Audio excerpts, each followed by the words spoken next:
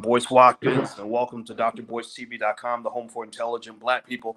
I'm not going to talk for too long, but I wanted to come in really quick and talk about the Disney movie Soul. So Disney has a new movie called Soul that is very popular. Apparently, lots of people seem to like it, and I'm sure I'm going to like it too. And like a lot of us, I've got kids at home that love Disney, and I have nothing against Disney at all. I just want to make a quick point about Soul.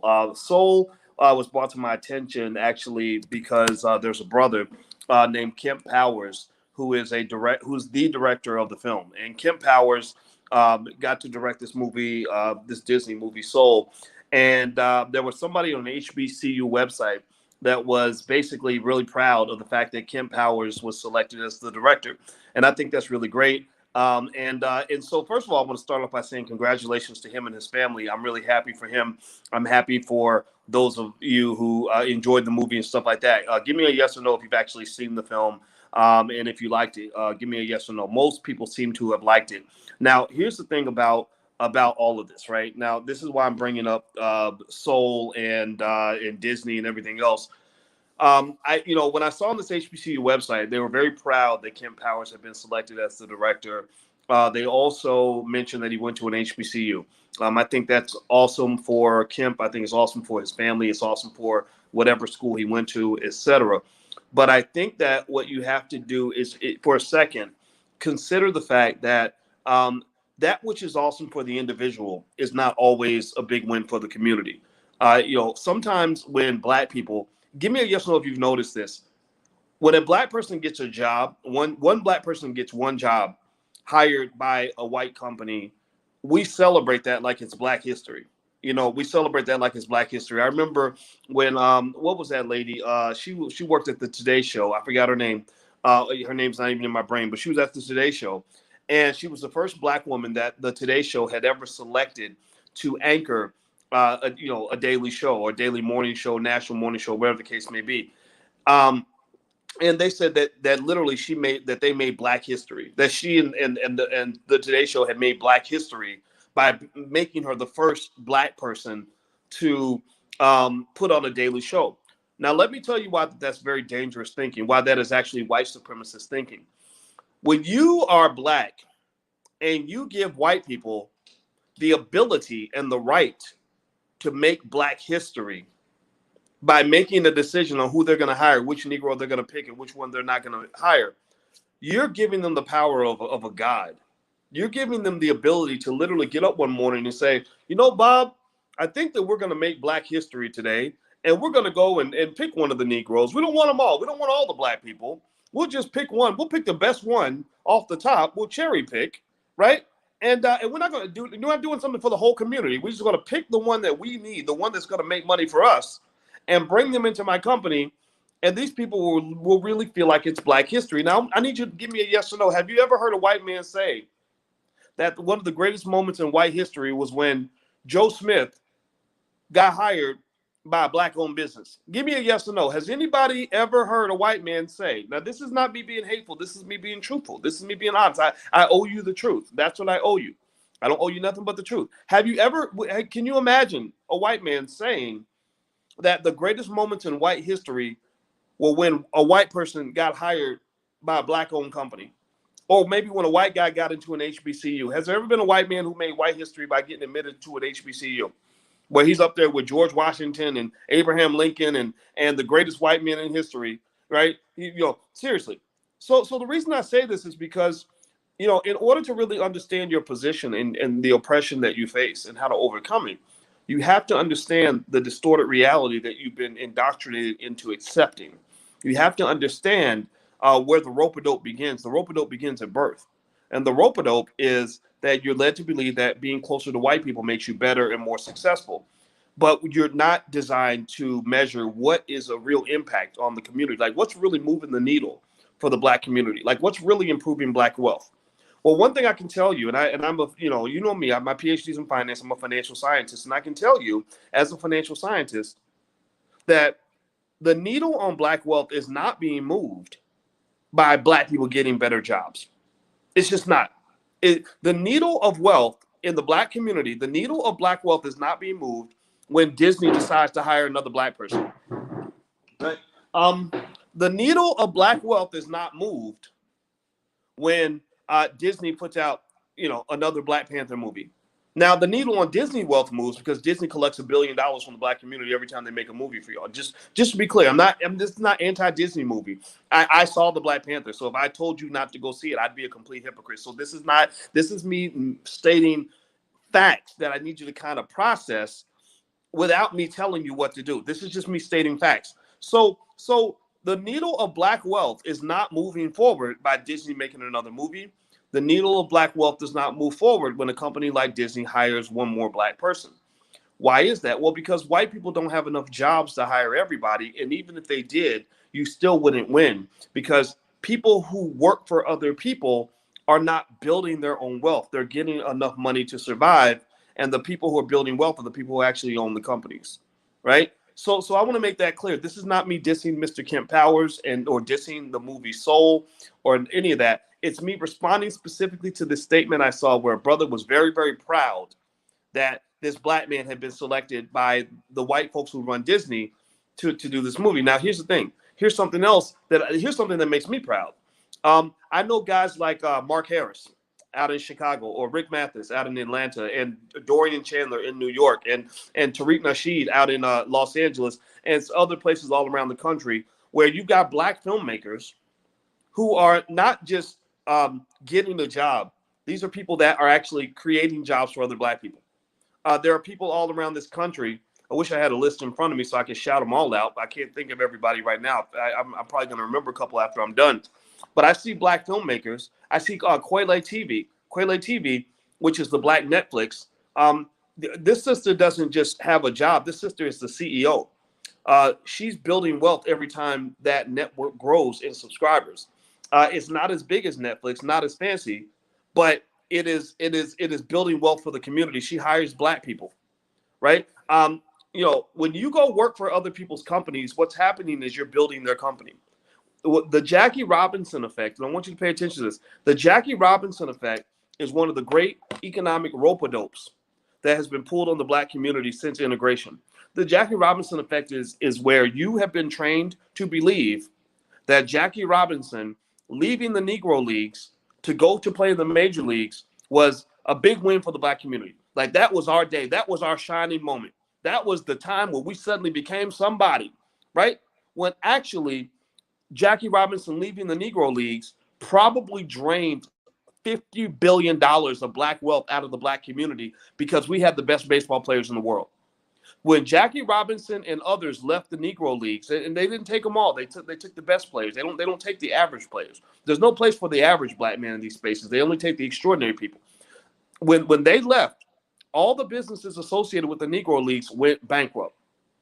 And so what effectively occurs is that the major leagues gain in economic value.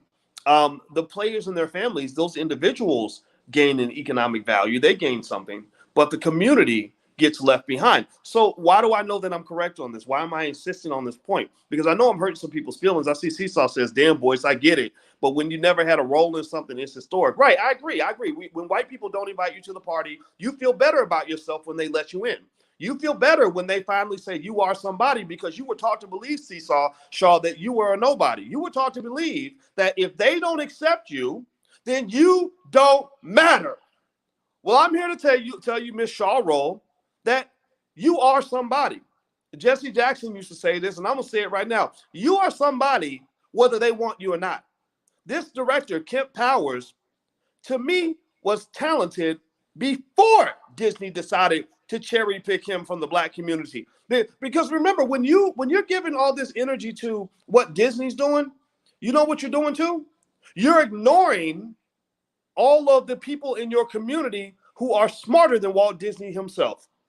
You're celebrating a guy who got a job working for Walt Disney and ignoring all the black people in your community who are smarter than Walt Disney. You've got black people that aren't just getting a job working for the studio.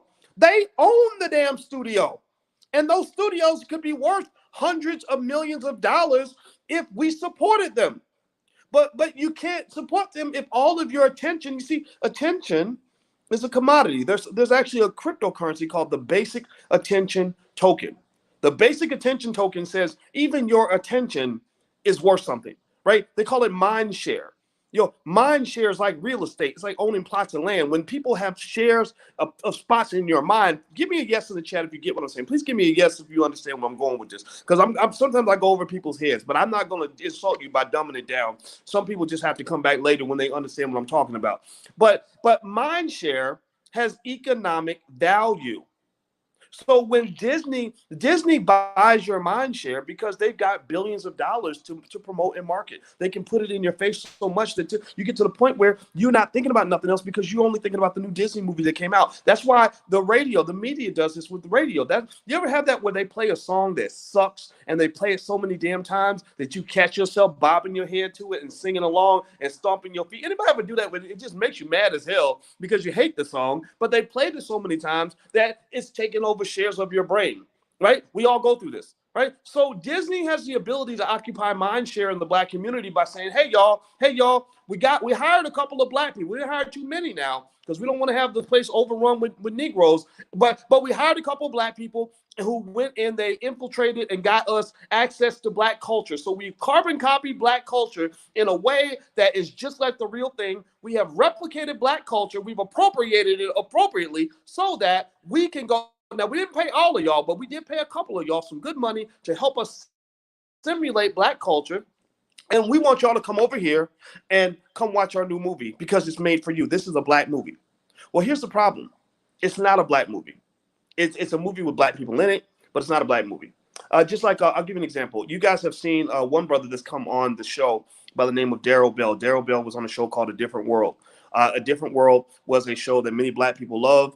And I asked Daryl one time, I said, hey man, why don't y'all do a reunion? Why doesn't A Different World have like a reunion? Why don't they bring the show back? Like they could bring back, maybe have their kids go to Hillman and Jasmine Guy could be one of the mamas and whatever. And he said, we can't. And I said, well, why not? He said, well, because Warner Brothers owns A Different World. Warner Brothers owns it.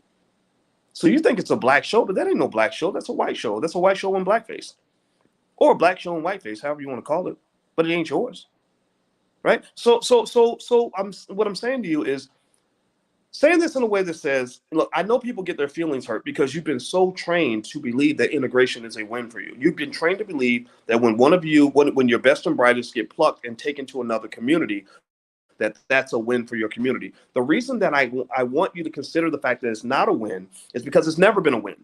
Because if you look at black wealth as a collective, if you look at the wealth of the black community, has that wealth been going up or down relative to other groups? If you go read books like Powernomics, you will read that since the 1960s, black wealth has always been at the bottom of the barrel. Black wealth is going down. Black wealth is headed towards zero by the year 2053. So if you're getting all these wins and you're shining like that, like you really got all this black excellence out here. Well, with all this black excellence, why is black excellence not translating to black wealth? Why is black excellence not translating to black wealth?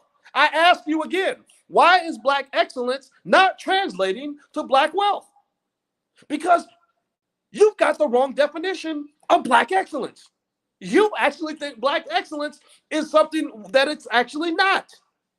You have actually mistaken black excellence for black mediocrity. Or maybe instead of calling it mediocrity, maybe we can call it black charity, where we're giving the best of us away to other people, and that's why they're getting wealthier and you're not. Because if we have all this greatness and all these reasons to celebrate, then you would think that we'd be able to pay some bills up in this mug. You would think that our wealth would be going up. So I'm just challenging anybody who disagrees, just say, okay, so you're telling me that this is great and we're doing better than ever. Okay, how? Show me how. Like, okay, how are we doing better economically than that? Give me a how. Give me the data, man. They can't give you the data because they're confused. They're confused. Their currency is, thank you, Ron Jones. That's a great term. Their currency that they're using, that they're mistaking for wealth and excellence is white acceptance. They're mistaking this idea that when you get one symbolic person, or maybe two, or maybe 10, accepted into a white company where they can go work for white people their entire lives and build wealth for white companies, you think that's a win for your community when actually it could be a loss. Let me tell you why. Let's use an example. hit the thumbs up button. Please hit the thumbs up button and share, subscribe, and all that stuff if you haven't done it yet. Also, please subscribe to the blackfinancialchannel.com. That's, we're not like everybody else. We do stuff that's a little bit radical. People get upset, and we need your support. We really need y'all to really jump in and to help us distribute these ideas, because we're in a battle of ideas here. We're in a battle of ideas. So let me give you an example. Elon Musk is a guy who is worth over $100 billion. And now, why is Elon Musk worth over $100 billion? And why has Elon Musk created thousands of jobs for people in his community? Well, Elon Musk has created thousands of jobs at SpaceX and Tesla, and he's worth over $100 billion because he's an entrepreneur, because he built a business from the ground up, and it's a great business. Now, imagine this. Pay attention now. Listen. Imagine if Elon Musk was from an oppressed community like ours. And imagine if Elon Musk was in a community where they said, success is not, why would you want to go start a raggedy company on your own? Why would you go do this whole Tesla thing when there's a black-owned company down the street that would love to hire you as one of their engineers? And not only would they hire you, but they would pay you $250,000 a year. So you'll be making good money as an engineer working for this black-owned business, right? So I go, and let's say he goes and he comes and works for Boyce Motors, right? So Elon Musk, instead of going off and starting Tesla, he comes to, because his self-esteem is low and he's been misled to believe that working for a black-owned business is a sign of success. Elon comes and works for me and he busts his ass. He brings his best ideas, he brings his best work ethic, his best ingenuity, he brings all his homies, and they come in and they all come and work for Boyce Motors. So then what happens after that? Boyce Watkins is worth $100 billion. Boyce Watkins has one of the biggest companies in the world. Boyce Watkins is hiring thousands and thousands of black people, right? Elon Musk is one guy with one job. His community just gave away $100 billion in capital. Actually, Tesla's worth, I think, $600 billion now, right? So here's what I'm getting at.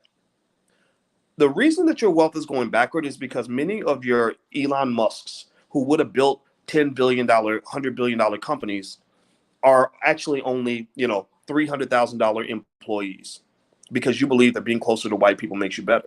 All of your Walt Disneys that could have actually built a black-owned studio and grew that thing into a, $300 billion behemoth, they never accomplished that. They become $300,000 executives at Disney Studios.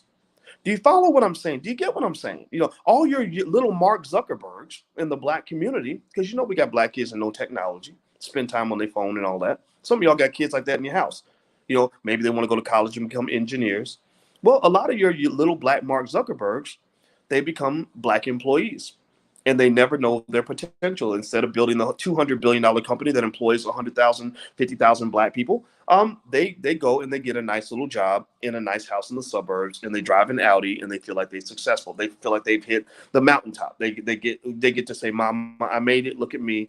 I'm working for Disney, and Disney just made my movie, and Disney, the movie I made for Disney, they paid me $5 million or $10 million, but Disney's going to walk away with $1 billion, and that $1 billion is $1 billion that could have gone to a black-owned business potentially. It would just take time to build up that level of capitalization, right? So my point is, in this, all this is to say this: look, I am not hating on Disney, and I'm not hating on Soul. I'm not hating on Kemp Powers. I'm not hating on anybody who doesn't get what I'm saying. I'm not telling you any of that. My kids watch Disney movies. We subscribe to Disney Plus. I am a Disney shareholder because I believe Disney's an excellent, excellent organization.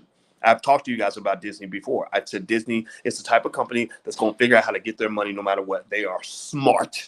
They are so smart. God bless them for being so smart.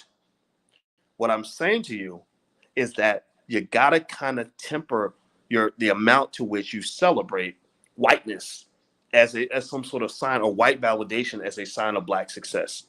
This brother getting this job at Disney is wonderful, but I am 100 times more proud of the black folks that are sitting up in the hood, grinding away with no capital, no economic support. They done gave $100 million to Black Lives Matter. Ain't no black businesses I know of even seen that damn money.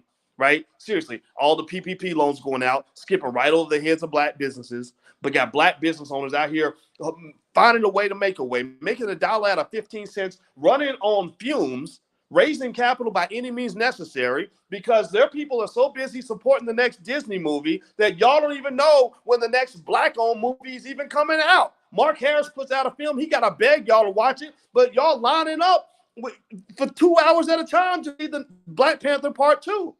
I'm saying share the damn love, man. Seriously, everybody else is boycotting black businesses. Everybody else is ignoring black business owners. Everybody else is ignoring these hardworking black filmmakers that are out here getting it done. You can't ignore them too. So get excited. Go see Soul. I don't give a damn. I don't care if you go see it. Black Panther 2 is coming out. I'm going to go see it with you. Coming up to America 2, I'm going to definitely have to see that too. But you know what? I'm also going to show up when Mark Harris makes a movie. I'm going to make sure I go see that movie as if my life depended on it. Or when Taki Grant, who made the movie Happy, when he makes a film, I got to see that film. It is my duty as a black man to support that movie. When Tariq Nasheed comes out with his joint, believe me, I'm first in line for that because Tariq is my Walt Disney. That's greater than Walt Disney because he built a multi-million-dollar empire with no capital support at all, right? So Disney, yeah, Disney's got billions in the bank. They've got banks and major corporations backing them and all kinds of resources. That's impressive. They're very smart people. But black folks are amazing because we're able to build empires with nothing. We start with nothing. We came out of slavery with nothing. They offered us 40 acres and a mule and left us with nothing. Took the 40 acres and the mule back, right? And we built all of this off of nothing. So I'm just saying to you, say this, look, it doesn't have to be either or. I want to make sure that's clear. Please do not get to the point where you're out here saying like, oh, Boyce is hating on Disney. Boyce is hating on Jamie Foxx. He's hating on Angela Bassett. He's hating on, Kent Powers, the director. I ain't hating on nobody, man. I love those people. I'm happy for them. But I really want us to focus on the things that are going to move the needle for black power, that are going to move the needle for black economics. Black people getting jobs does not move the needle for black people because you've been getting jobs since integration and your wealth is going backward. So stop thinking that a job is going to build wealth. Jobs don't build wealth. Ownership builds wealth. Assets build wealth. Investors build wealth. That's how you build wealth in your community. So that's it. That's my point. So I'm not going in. I just want to make that 100% clear because I know every time people defend white supremacy, people will defend white. You people get bug-eyed like, hey, boy, what you talking about? What you mean? Why you saying that? Right?